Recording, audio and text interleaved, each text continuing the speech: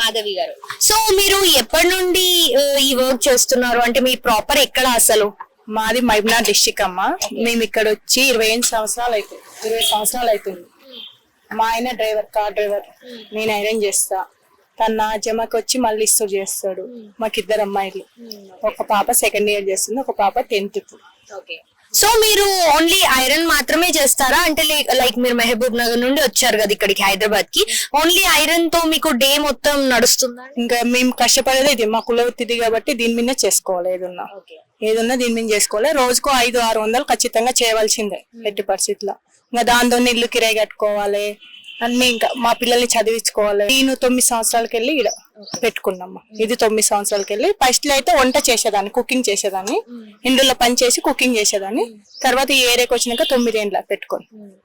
అంటే చాలా మంది ఇలా వేరే ఊరు నుండి సిటీకి వచ్చి బతకడానికి ఏదో ఒకటి చేస్తూ ఉంటారు కదా, చాలా మంది హ్యాపీగా ఉండరు. మీరు హ్యాపీగా ఉన్నారా మీకు వచ్చే శాలరీతో, మీరు చేస్తున్న వర్క్ తో? హ్యాపీ. ఎందుకంటే చిన్న జీవితమే పెద్ద మంచిగా ఉంటది. ఎంతో కష్టపడి మనం పైకి రావాలని ఏదాని మీదకో పరిగెత్తామనుకో అది లైఫ్ ఉండదు. సో ఒక మాటలో మీరు ఉన్నంతలో హ్యాపీగా ఉండాలంటే చాలా హ్యాపీగా ఉన్నాం మేము గాని, మా పిల్లలు గాని. మేము ఉన్నంత వాళ్ళకి హ్యాపీగా ఉన్నాం అంతే. సో ఇప్పుడు మీకు రోజుకి ఎంత ఇన్కమ్ వస్తుంది దీంతో?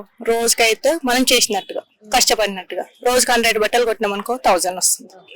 ఆ 1000 రూపాయలని మీరు ఎలా ఇన్వెస్ట్ చేస్తారు? అంటే జనరల్ గా ఇంట్లో ఖర్చులు ఉంటాయి, పిల్లలకి ఫీజెస్, ఇంకా సడన్ గా జ్వరాలు వస్తుంటాయి, ఏదో ఒకటి ఉంటది. దాంట్లో మీరు ఎంత సేవ్ చేస్తారో అది మీకు ఎలా ఉపయోగపడుతుంది?